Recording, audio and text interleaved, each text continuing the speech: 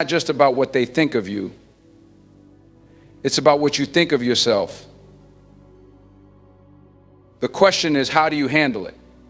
How do you respond when someone tries to tear you down?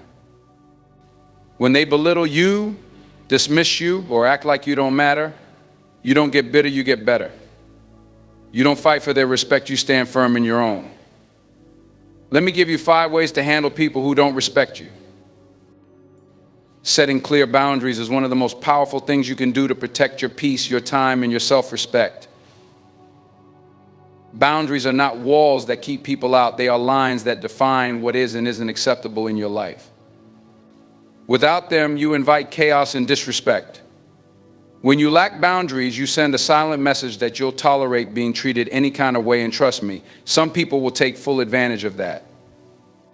You must be willing to stand firm, not out of anger, but out of a deep understanding of your own worth.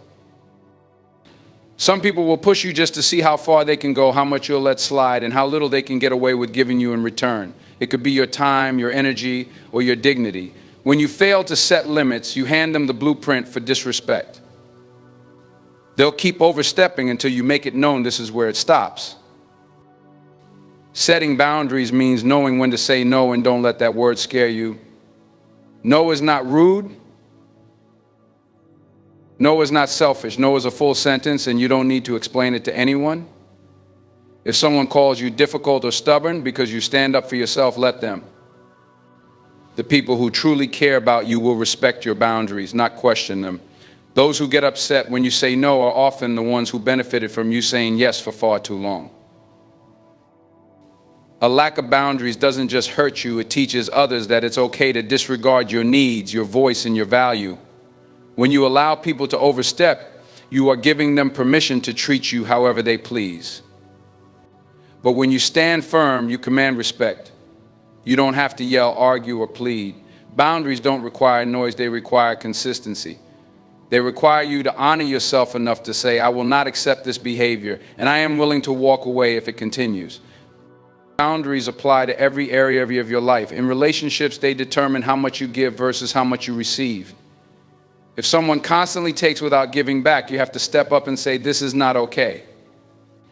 In friendships, boundaries remind others that your time and energy are precious. You are not a doormat to be walked on, nor are you a 24-hour hotline for someone else's drama. In the workplace, boundaries ensure that you are respected for your talents and not taken for granted. People will take as much as you let them. It's up to you to decide when enough is enough.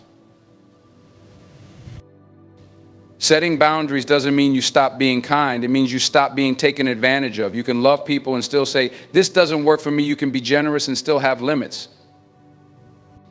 You can be understanding and still say, I deserve better. Boundaries are not a punishment for others. They are an act of love for yourself. When you begin to set boundaries, some people won't like it. That's okay. The people who benefited from your lack of boundaries are often the first to criticize when you put them in place.